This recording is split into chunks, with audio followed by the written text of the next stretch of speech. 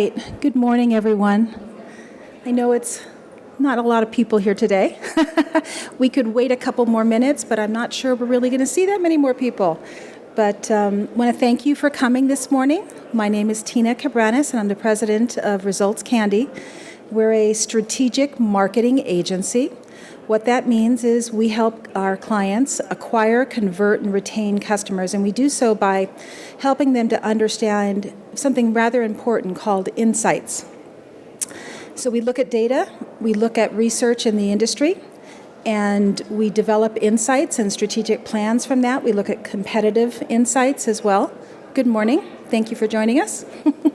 And so this morning I'm going to take you through a couple different things. Thanks again for coming this morning.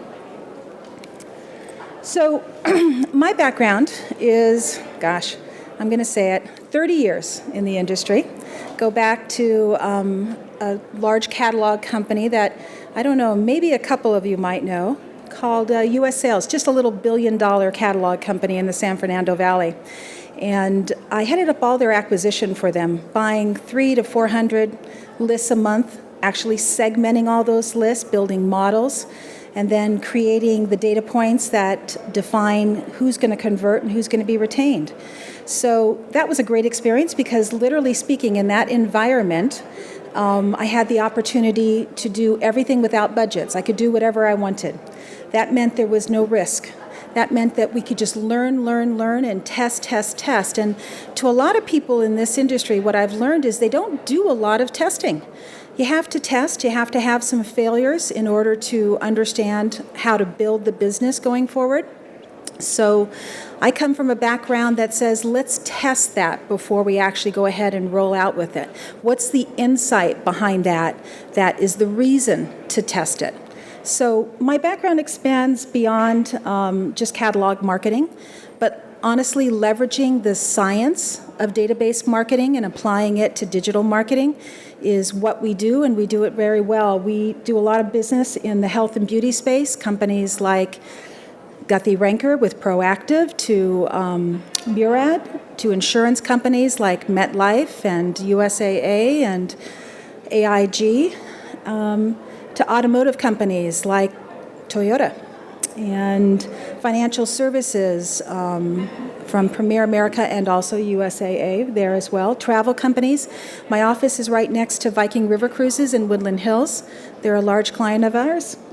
Catalogs and education clients. So that kind of gives you a sense in terms of the depth and breadth of our experience. So today what we want to do is we want to talk about some things that, from my personal experience, I've been to many of the sessions here at ERA and found a lot of them to have a lot of great information. But I'm not hearing anybody talk about these subjects. So I thought it'd be interesting to share my knowledge and how we leverage this knowledge to help our clients develop the insights to develop strategic plans for them. So we're going to talk about competition. I know you guys know that your competition is out there, but how you leverage that information is really important, and you're going to see how we do so. And we're going to talk about a SWOT analysis, strengths, weaknesses, opportunities, and threats. Why insights are important, and why you need to do it on a regular basis. Customer profiling. I know you know what it is, but how do you leverage it? Customer data and insights equals a strategic plan. We're going to talk about testing and learning, and I understand being in the corporate environment, being on the corporate side and having my own agency, it's tough to get new ideas pushed through in big companies. Nobody likes to fail. Unfortunately, I came from an environment where failing was part of the curriculum. You had to fail to see how much you could actually learn and how much you could grow the company. So, I'm going to talk a lot about testing, what that means, A/B testing. Literally speaking, we'll do 20, 30 tests a month in terms of creative, if that gives you a sense. You'll learn a lot when you do that every single month. We're going to talk about the golden rule, 80-20 rule. I think it's worth talking about that. We're going to talk about how to leverage all media and all channels. A lot of people here from ERA are doing only work really in the DRTV space, and maybe they're doing a little bit of digital, but what about all the other channels? We're talking about omni-channel here at this conference, and what are the insights that would help you to understand that you should be testing into other channels? And then something as simple as goal planning. Before you test, you can put together some assumptions, a forecast of what you need to achieve in order to have a success in a new media channel. So you have to do that because you have to have a sense of what your KPIs are, and that's highly important, right? We don't do anything unless we understand what the KPIs are, the key performance indicators. We have clear goals on what the LTV is, the long-term value of a customer, and what the return on investment is. You have to know your numbers. Otherwise, you can't grow the business. That's so critical, and getting the right numbers is really critical. It sounds simple, but it's not always the case in some of the companies that I work with. And then we'll recap as well. Okay, I thought what we'd do is we'd start with some quotes about competition in terms of literally what do the big boys think about competition and how often are they reviewing what the competition is doing. So we've got here Jack Welch, CEO of GM. He says, if you don't have a competitive advantage, don't compete. Absolutely. If you're not in it to win it and go out there and be successful, then don't play in that playground. An organization's ability to learn and translate that learning into action rapidly is the ultimate competitive advantage. So again, what we do in our business, we're constantly monitoring what people are doing. And we're going to talk about how you can do that as well. But these are the big boys saying that they do this on a regular basis. And then, of course, we've got Steve Jobs, right? You can't look at the competition and say you're going to do it better. You have to look at the competition and say you're going to do it differently. Absolutely. We're not here to copy the competition in no way, shape, or form. You don't want to copy them. You want to innovate. You want to use the knowledge of what you're looking at, what your competition is doing, and you want to use that knowledge to be creative and think of new ways for your customers to help build your business. Does that make sense? And then it says, we have always been shameless about stealing great ideas, but I just made that comment, right? You don't really want to steal. What you want to do is look and see what your competition is doing and then get the insights from it and how it applies to your customers. How about Jeff Bezos? We can keep our competitors focused on us while we stay focused on the customer. Ultimately, will turn out all right. Sorry about that. I can't really see as well from this area. But I mean, that's a great quote, though, isn't it? So he's saying, okay, the competition can look at us, but our core competency is how we treat the customer and the customer experience. Wow, that's a unique concept. And we're going to talk about that a little bit more because one of the things that we like to do and help our clients with is actually buy from you. What is that customer experience? If I came online or whatever the channel is that you're using and I buy from you, when was the last time you actually bought from your own company? When was the last time you actually bought from your competition? To actually see how they're treating those customers. They do a great job of it. And you can kind of see it, and I can't really see it as well here, but let me see it here. We see our customers as invited guests to a party, and we are the hosts. It's our job every day to make every important aspect of the customer experience a little bit better. Wow. Are you ensuring that your company is making that experience the best it can possibly be? Good question. I don't know the answer. Some companies are really doing it well, and some companies have an opportunity for improvement there.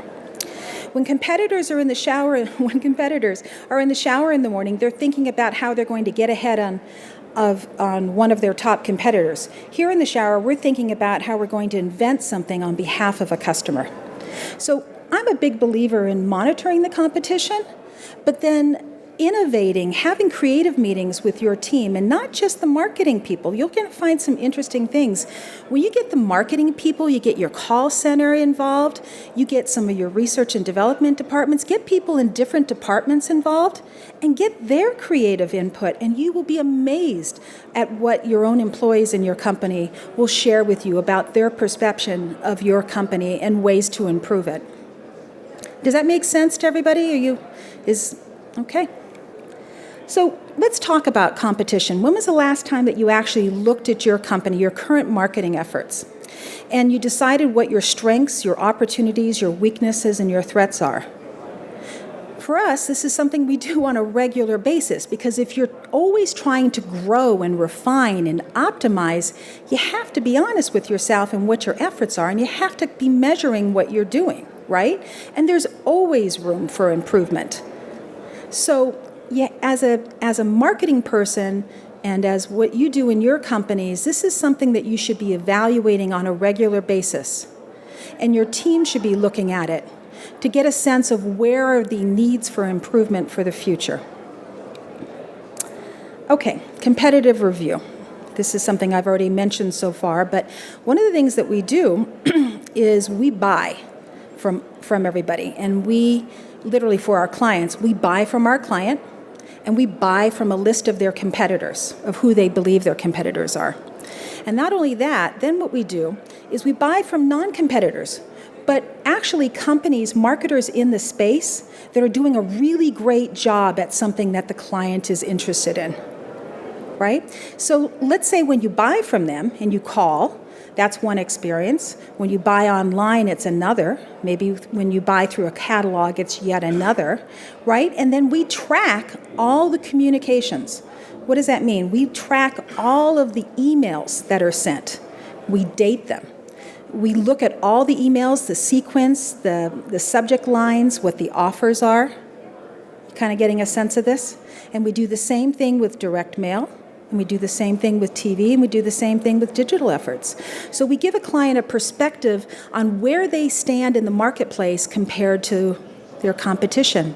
And maybe other companies that are not direct competitors, but are really doing some innovative marketing tactics that might apply to their company. Make sense? It's pretty easy to do, and it's not a thing that you do one time. Something you should be doing on a regular basis. I mean, I would think that you would want to know what your own customer experience is like. When's the last time that you actually called your customer service, or when you placed an order and actually heard what your call center is doing, or what emails you're getting back, and the timing of those emails, right? You know, when a new customer buys from you, it's the most amazing experience, right? They're so excited. It's kind of like you just got married, right? So they love you. Right? That's great. So they're so happy. They just made a purchase from you. That's your honeymoon period, honestly. Now the key is to keep that honeymoon period going and make sure that experience is great all along the way. And that experience, just to give you a sense of it, is not just the touch points of the communications that are going out, but when you have a product that is going out to a customer, it's also the box, the actual box that they're getting from you. That's a very important experience, right? Think about that. Now they just fell in love with you. They decided to spend money with you. They gave their credit card. They did the whole thing. They're in love with you. And now they want to know when their product's going to come. What do your communications look like? How are you informing them? Keeping them abreast? How are you welcoming, excuse me, I've got a little bit of a cold today. What is your welcome strategy? What's your new customer onboarding strategy? How are you making them feel nice and warm and fuzzy, that they're really feeling good about that experience of buying from you? And then ultimately, they get the package. Wow, they couldn't wait. You know, they hear it's downstairs, they go in and they open it, and that's when the experience begins, when they open up that package. What is that experience like? Is the product just in there with a whole bunch of paper? Are there any kind of marketing materials? Is there anything like a welcome message?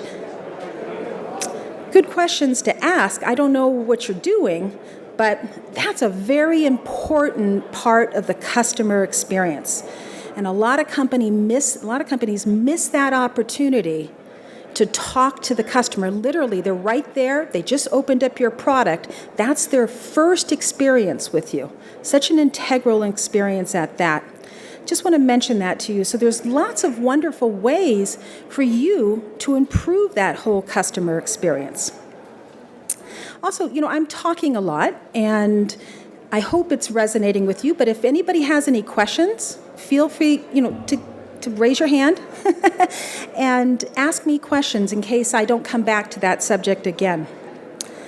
Okay, so number 2, customer experience. Evaluate all marketing communications, messages, emails, inbox we talked about, your call center, your call customer service, your cancels, returns, your cross-sells. It's always interesting to me when I buy from a company, what else are they going to try and sell me? I didn't even know they had those other products. Social channels, absolutely. Got to look and see what you're doing on social and what they're doing. News monitoring, you name it, we look at it all. And the whole point is not just to do it and report back to the client, it's to develop some insights, actionable insights, not just data for data's sake. What are some insights that can cause you to think differently about treating your customers differently and improving that customer experience, increasing conversion, and increasing retention? You know, one of the things I want to say here, especially about call centers, I love call centers because their job oftentimes is to find out why a customer is canceling, right? Some companies don't allow you to cancel via email. You have to call. So now you've got a chance to save that sale. The key here is your call center effectively understanding why the client or the customer is canceling, and are they documenting it correctly, right? So oftentimes in the continuity business, customers will call and cancel and they'll say, oh, I just can't afford it. It's not working. I don't know how to use it. This is great feedback, right? So as marketers, we should love to get the right data, the right information, because if we know that the reason is that they're canceling, then what we've got to do is we've got to figure out ways to do what? To reduce that, right? So if somebody's not understanding how to use the product effectively, are you effectively explaining how to use your product, right? Is there something in the package that you sent them? Is there an email? How about a lot of companies are doing experts. So, Mrs. Cabranes, let us transfer you over to our skincare advisor. And, the whole point is that an expert about your company is now going to teach the customer how to maybe more effectively use the product, or, go figure, maybe recommend a different product and save that sale. Does that make sense? Call centers are great, and quite often they're overlooked many times by companies as it's not really something that they can act upon. Of course it is something that you can act on. What's really critical is that you're working with your call center to get to the real reason why the customer is canceling. We have this, and it's not a very nice saying, but we say buyers are liars. They don't really tell you the reason why they're canceling. There is an art form in actually getting the real reason why they don't want to buy your product or why they want to return it. You need to know that reason so you can further develop your company. One thing I also want to say is call centers are great ways to create an exceptional experience. Let's say somebody calls and says, I really want to get your product, but I need it by tomorrow. I'm getting married, blah, blah, blah. You know what you can do with an experience like that from a customer? Is you can come up with an exceptional experience. You could say, hey, once a month, I'm going to do something exceptional for the customers that call my call center. And you know what I'm going to do is I'm going to fly out and I'm going to meet them at the airport, and I'm going to make sure that they have my product, and I'm going to have one of my skincare advisors there showing them exactly how to use the product. What do you think that customer is going to do when that happens to them? They're going to be so excited, right? And what are they going to do? They're going to advocate for you. They're going to want to talk about it. That's the great publicity that you're looking for, right? So here a call center can actually become something that helps you in your marketing efforts. Yes? Call centers are expensive. Yes. Obviously, the alternative is online. Mm-hmm. And do you have a view about, you're talking about sometimes there's a call center. Clearly, that would be more of the same kinds of products and stuff. In your experience, are there some kinds of products that are more compatible with, say, an IVR approach versus a call center approach, or would you advocate call center approach in every case? Every case is different, and I can't advocate for a call center 100% of the time. I will say this to you, but IVRs are interesting. And what I've learned and what I've seen and what we've seen has happened with our clients is that in the IVR, you can actually differentiate, if you're smart and you have a good CRM. So when Tina Cabranes, a customer of yours, calls, you can have a data point associated with Tina, right? Tina can be one of your best customers, right? She's she buys from you every single month. Do you want to treat Tina differently in your IVR as opposed to somebody who's calling to cancel? I would think so, right? So there are techniques that you can do with IVR that we can talk about further, but that's not a lost opportunity. It's just an opportunity to expand upon it if you have data that can help associate it with your IVR. Does that make sense? So there's a big trend in the industry that people that use IVR and that get a lot of calls, they use it for call routing to determine if you're a new customer, they know you're going to have a lot more questions, right? So maybe they want to get you through to a different type of customer service person.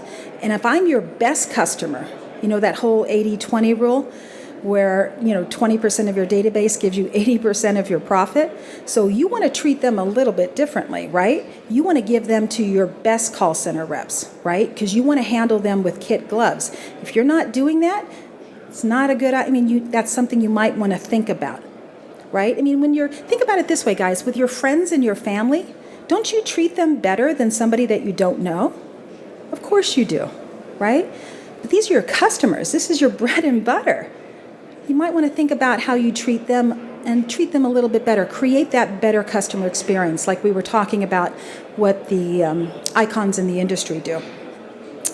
Advertising and media tracking. Okay, so everything is trackable. In today's wonderful world, what do we say? Google it, right? It's like God. It's like the Bible. You can Google anything.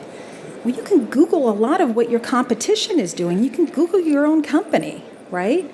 So a lot of what we can do is you can look at what people are doing in direct mail. You can look at what their volumes are, what their spend is.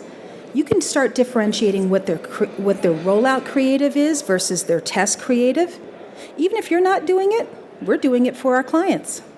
And we may be doing it about your company for that matter. It's all legitimate. It's all available information in the industry. We're looking at your digital campaigns that you're doing, right? We're looking at seeing which ones you're doing on a regular basis. We can break down your DRTV ads. We'll sit there and we'll analyze them.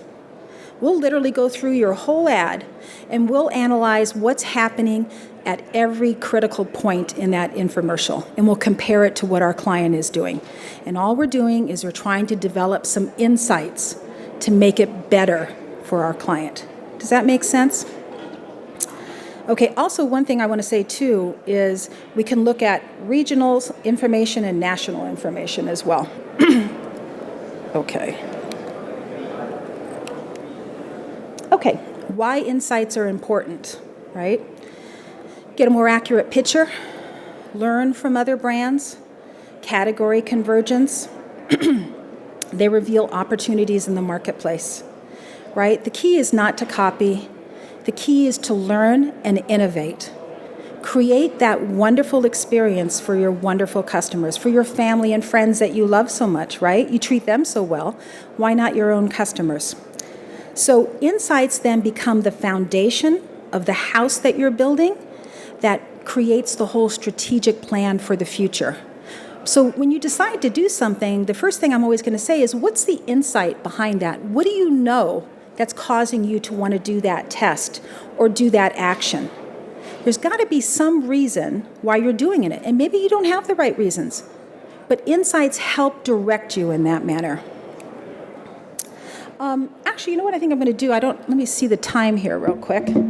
My client was going to be here this morning, and he couldn't make it, but I think what I'm going to do is I'm going to stop here, and I'm going to give you an example of how we actually look at the competition and how detailed that can be.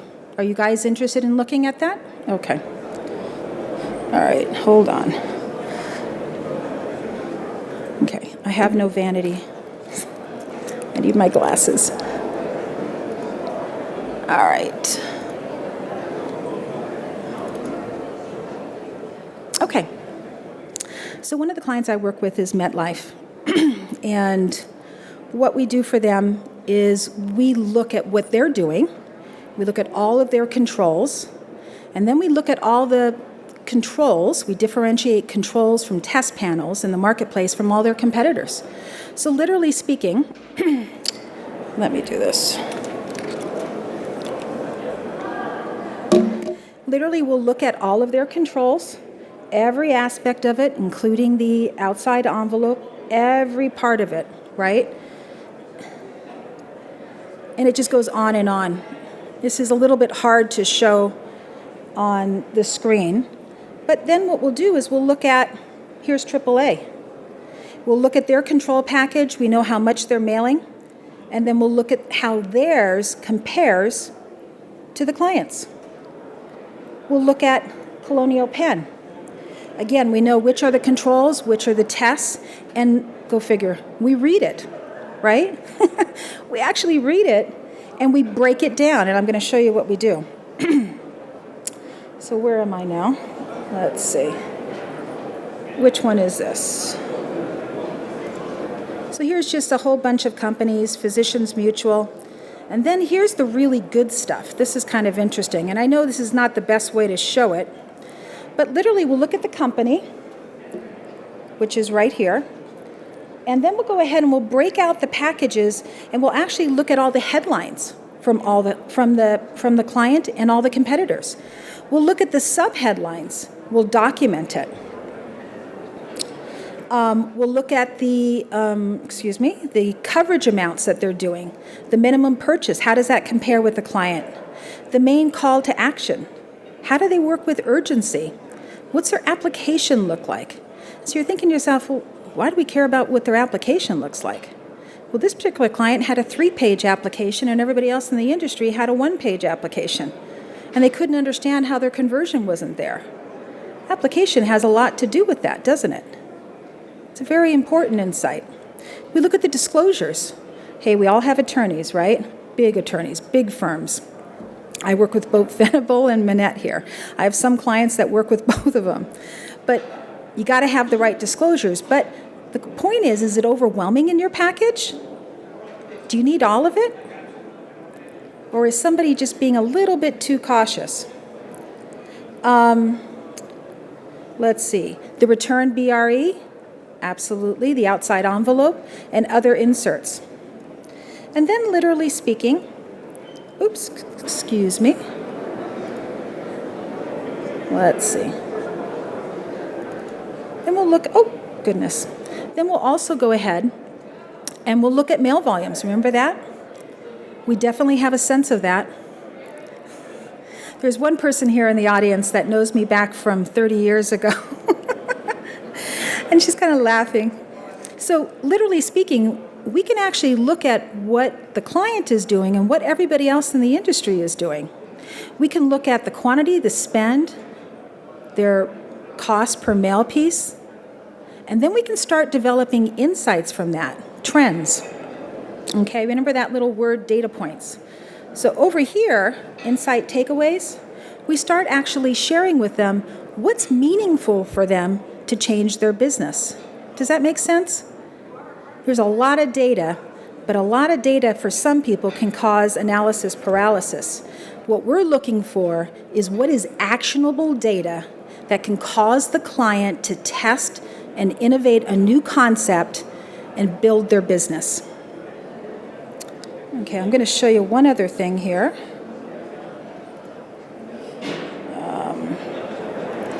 Bear with me. Oh. Sorry if I'm... This is a scary looking document, I know, but it's got some great golden nuggets. And what it's about here is, remember how we looked at all those control pieces and we pulled out all the insights? Well, this kind of brings it all together. So we looked at all the headlines, remember? And then we come over here, and let me do this. In column D, this section right here. And we start saying, okay, your competition is doing this, and it's very different than what you're doing. We're not suggesting that you do that, but it starts the creative conversation. Is that working for them? Would that work for you? Is a different aspect of that? Would that work for you? Something to think about. And then we start actually right in column E. I'm not the best with this. Coming up with the insights and an action plan. Does that make sense? Does kind of everybody see what we're doing? How we literally just went ahead and looked at their mail pieces, looked at it, understood what it was, and then pulled out the insights?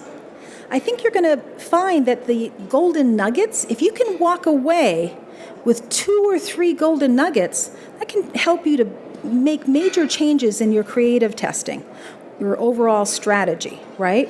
In this particular client, it was also about not just the creative, but also about using credit data versus not using credit data. It was about a lot of different things that made the client think differently. Make sense? Okay, so literally you can do this with infomercials, you can do this with digital campaigns, you can do this with emails, campaigns, you can do it with, how about when you buy from somebody, we actually take all the boxes from all the companies that we're buying from and the client, put them all on the table, client comes in and takes a look at it, really gets to see what that customer experience is like, huh? Pretty interesting. So, now that we've talked about looking at the competition, you got those data, those little golden nuggets, as I like to say, then the key is, how many of you really know who your customer is, right? You've got all different kinds of customers. You have the customers that buy from you the first time, right? And the ones that buy from you again, and the ones that stay with you forever. But you also got the customers who only buy from you one time. Wow. You want them to buy more than once, right? A lot of you also, we do lead generation hand raiser campaigns. So the question is, what's the profile of the hand raiser versus the profile of your customer? In the old 80-20 rule, where 20% of your database gives you, or 20% of your customers give you 80% of the profit, how do you think those customers, your best customers, look differently than your prospects that are coming through the front door? You should know that. You should know who your prospects are that you're bringing through the front door, and those that convert, and those that are your best customers. So there's all different kind of data in the marketplace that helps define this. There's credit sources. You all know about Equifax, TRW, TransUnion. They have some data that we use. And then there's this really weird thing in the marketplace that nobody here at DRTV really talks about, which are co-op databases. Anybody know what that is? One person does. Believe it or not, back in the 80s, when I started in direct mail marketing, there are companies in the marketplace that actually contribute their transactional databases, all their customers, everything that they buy. And the reason that they do that is because other thousands of companies are contributing their customer databases. And long story short, the reason they're doing that is because they want to see if Tina Cabranes, their customer, what else is she buying from in the industry? Not just who the company is, because you know what, quite frankly, you don't care if I'm buying from Victoria's Secret or Eddie Bauer or whatever the case may be. The point is what are the categories that I'm buying from? What would help me to better cross-sell my current customers? What media channels are my customers buying in? Are my customers buying, let's say I'm only doing direct mail, and let's say that we're finding that 80% of them are buying online. Wow, that's a golden nugget. Maybe a lot of them are buying from the FSIs, the freestanding inserts, the Sunday supplements. You can track all that. It's an amazing piece of information to help direct you on further testing new channels out there. Claritas Prism, market segmentation surveys, there's just a lot of data out there, and it's a lot to sort through. But the key is you have to be very surgical in what you're trying to achieve, and you're looking for those golden nuggets of information that can help you more effectively test in the future.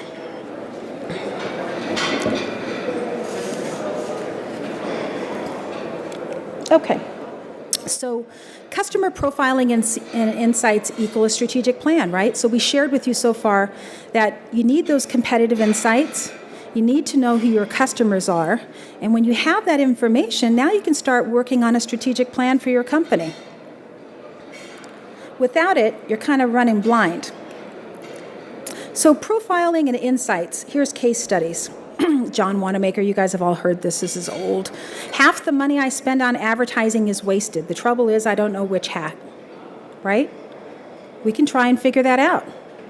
You can actually learn which ones are not working, so you can optimize and improve it for the future. And this is something I think is important by Bill Gates. Your most unhappy customers are your greatest source of learning. Wow. So when they're calling to cancel, remember what I said? Buyers are liars. Find out the real reasons why they're canceling from you. So let's talk about some case studies. So I'll give you an example of a catalog marketer that generated millions of new customers annually. And he brings on all these wonderful new customers. We do the segmentation and the analysis and the modeling. And the key is, which ones are going to convert and buy a second time? Where do you start? What do you do? So you know they're buying a certain amount of money, right? You have an average order. Let's say the average order is $35. How about the people that are spending $45 versus the people that are spending $25? Do you think they're different customers? Just a guess? Yeah, they are. How about the people that are buying one product versus two products? Do you think those are different types of customers? Absolutely, they are. What happens is the customers that are buying, they're spending more money and buying more items, tended to be that 20% of your database that gives you the majority of your profit. Once you know that, do you want to treat them differently? I think you would, right? You want to make sure you retain them. And then also what you want to do is you want to be able to go out there and figure out how to go out and get more of them, right? So if you know who your customers are that are giving you the big money that's, running your company, you want to find more of them. You want to find which media sources they're coming from. Are they coming from your DRTV campaign? Are they coming from your direct mail campaign, your digital campaign? You need to know those answers. Another case study or insight, one of my automotive clients, we were responsible for their owner's database. So the whole point was to understand when their owners that currently own their car are in the marketplace to buy another car. Wow. Okay, you say, wow, how am I going to do that? Well, let's think about it. So there's this little thing called lead generation. Lead generation are when consumers raise their hand in digital marketing, in digital paths online, and they say, I'm interested in your product or service, right? They're raising their hand. They're not buying from you, but they're giving you their name and their email.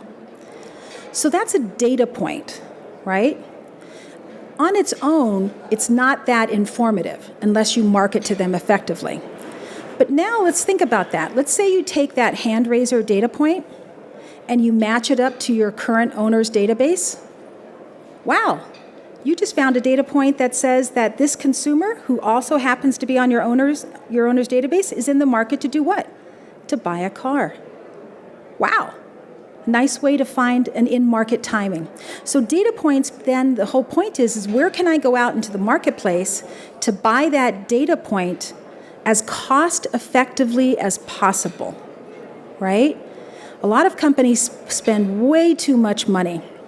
One of my clients is a very large cruise company. So they know exactly who their audience is. 55 plus, income over 100,000, right? Okay, think about it.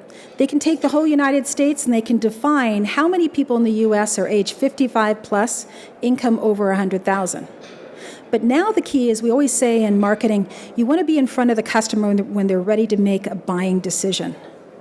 Sounds really nice, doesn't it? You'd like to be right there when they're ready to make that buying decision. But how do you do that?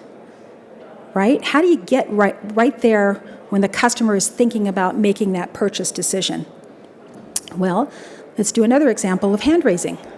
So we go out and we do hand raising in the US, Australia, New Zealand, and what are we doing? We're buying data points of when consumers are interested. So then for our cruise client, we go ahead and all those little data points like the lead gen that we just brought in, that helps us to score when a consumer is in the market to buy. And you are willing to spend a direct mail piece or other marketing efforts to get in front of them. Does that help you? Does that make sense? Yeah, there's lots of data that helps predict future buying behavior. So my background as a marketer is understanding how to use that data to make better decisions. So what we say is past behavior is the best predictor of future behavior, right? And companies do modeling and all kinds of wonderful things. But wouldn't it even be better if the past behavior was current behavior? Well, welcome to digital technology. We're here. Literally speaking, today, you can get data on your customers of literally what they're buying offline and online. Literally speaking. That's powerful data, right? So literally speaking, there are companies that we work with that can do this for us and then be able to direct us on our digital campaigns, who we should be going out to and who we should not be going out to. That's a huge part of innovation that's happening in the industry that all companies should be aware of. That make sense? Okay. Oh, yes. You know what? Honestly, it depends on the company. So it depends on who the client is, what the product is, and some companies have better data sources in regard to a client than others. So there's no one answer, but I can discuss that with you, of course. Here's something that gosh, nobody likes to fail, right? I totally have no failure issues. Fail, fail, fail. If you're not failing enough, then you're not learning. But when you're failing on other people's money, right, it gets to be a little bit more, you get to be a little bit more cautious. So you have to be smart in your testing. You have to test and you have to learn. But you have to test the right concepts, right? And your data insights will help reveal what that is for you. So never stop testing, and your advertising will never stop improving. I was spoiled. I worked for an entrepreneur who just tested everything, and we made billions. So you just have to be willing to put yourself out there and test some concepts. I can't advocate that enough. Honestly, I see the companies, what they're doing, they're not testing enough. 80-20 rule, like I said, 80% of your sales come from 20% of your customers. Do you know who they are? Do you know how often they're buying from you? Do you know what they're buying from you? Do you know that you might want to be selling them other products? Wow. Do you know what media sources they're coming from? This to me is just like so much fun. I hate to admit that I'm a data geek, but I love it. I love it because data alone, let me just say this to you, data alone is not enough to move the business forward. Data plus experienced marketers that have good guts is the best possible combination. Oftentimes what I found is a lot of the entrepreneurs that I work with, they already have a sense of who their customer is, and they're always pretty much right. And they have a sense on really what they should be doing, but data helps to refine their strategies a little bit more. Intuition and experience, my God, there's nothing that can compare to that. But that plus a little bit of data insights can make you very powerful and can help you to innovate. Leverage all media channels. Wow. So this is, again, I come here at the DRTV and everybody's doing DRTV, great, and they're dabbling in digital. But why aren't you looking at all the other channels? I mean, Is it because you don't know about them? Maybe the other channels are more cost effective for you to acquire customers. Did you ever think about shared mail, FSIs, print advertising? Oh my God. They're great media channels. Actually, what you're probably going to find, as most companies do, direct mail customers are probably going to be your most profitable customers, more so than your DRTV. You need to know that. Yes? Very widely depending on the product.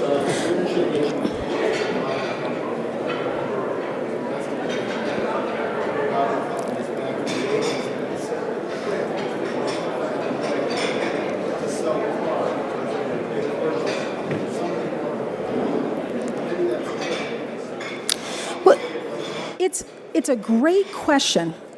So he's asking, do you really know what is the best channel? Well, today with media mix modeling and media attribution, you can get closer to finding out really which channel is developing the best customers for you. And with the clients that I work with that do a combination of direct mail and DRTV and print or in digital, literally direct mail tends to be the best performing. It's the most expensive, right? But in terms of lifetime value of the customer, hands down substantially better. But it might be slightly different to your point about the client and the product. But media mix modeling, media attribution is something that, it's 11:02, we don't have a lot of time, but that's something we can talk about at some point in time. And that will help you. You should always be looking at your media channels and knowing what the ROI is, right? And where your best customers are coming from. So, going back to that automotive client, I'm just going to say it's Toyota. And Toyota's agency of record is Saatchi. If you guys don't know Saatchi, they're one of the biggest out there. They do everything for them. So Toyota's point was, Tina, look at all the analytic dashboards that Saatchi is doing, and tell us where there's a gap, where there's an opportunity. Something you should be doing. Gaps and opportunities is something where you should be looking at your data, at your analytics, and what are the gaps? What are the opportunities for improvement? And so in looking at what Saatchi was doing, that's when I saw that they weren't doing any kind of lead generation. We did the lead generation. We started finding those hand raisers. They ended up doing better than the digital campaigns. But the point is you have to look at media attribution, and that tells a story as well. So, you're touching the customer today in so many channels. You need to know what the ROI is of each one of those channels for your company, right? Because you want to go after the channels that are developing the best customers for you to help grow your company. Goal planning. I know a lot of people hate this. Sorry, you can't do something unless you have a goal. It needs to be specific, measurable, attainable, relevant, and time-bound. Absolutely. And when you test, there's this little thing called statistical analysis. You have to make sure that your test panel is large enough that when you read the results, that it's going to be statistically relevant. I know I say that and people think, of course. I have to admit, even with my big clients, they don't get it right. They do these tests, the results are not statistically relevant, and then they have to go out and do it again and again. Make sure it's statistically relevant. A dream written down with a date becomes a goal broken down into steps becomes a plan, and a plan backed by action makes your dreams come true. All right? It has to be measurable. We don't do anything that can't be measured. Key performance indicators. We talked about this, but you have to know your customer lifetime value. You have to know what the value of a new customer is. If you don't, you need to get the information in order so that we can start calculating it for you. You can't go out there and buy media if you don't know what the value of a new customer is. Does that make sense? If you don't have it, then you have to guess on what it is, and then you have to work towards, once you do have that information, making sure that you get your money back, right? So a lot of the clients that I work for, they're not looking to make money on a new customer. They know the value, right? They know what a customer is worth after a year, after 2 years. So what they do is they invest. What that means is they're willing to lose up to a certain amount of money on a first-time customer because they know that they've got their conversion and retention strategies intact so that they can make that money back. It's money, guys. Think about it like the stock market. You know you're going to get a return at a certain point in time. So if you're dealing with a company that has a lot of money, they can put their money in the stock market or they can put it in the company and invest in developing more customers. It's the same concept.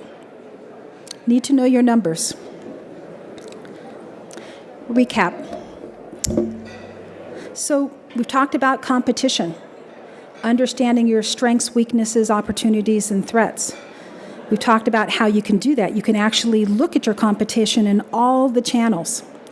And you can look at it, but it's interesting. It's like, gosh, somebody says, I want to invent electricity. Only one person actually did it. People talk about it, but not everybody knows how to do it right. Really what you're looking for is to develop those insights, to create those little golden nuggets that will help innovate you and your company. So you understand why insights are important. Got to know who your customers are. Got to know who your best customers are. Customer data and insights equals strategic plan. Test, test, test. And test wisely. Literally speaking, you have to have an idea of what you're trying to achieve. And is that test really going to achieve what you're looking for? 80-20 rule. Leverage all media channels. I think you'd be surprised at what you'd learn where your customers are buying from. You know, in direct mail marketing, it's really cool because you can rent your database, right? So other direct mail marketers rent your names. So then you can look at the companies that are renting your database, right? Who are they? Obviously, if those companies are renting your customers, then that means it's working for them. Where are they advertising? And might you want to advertise where they are?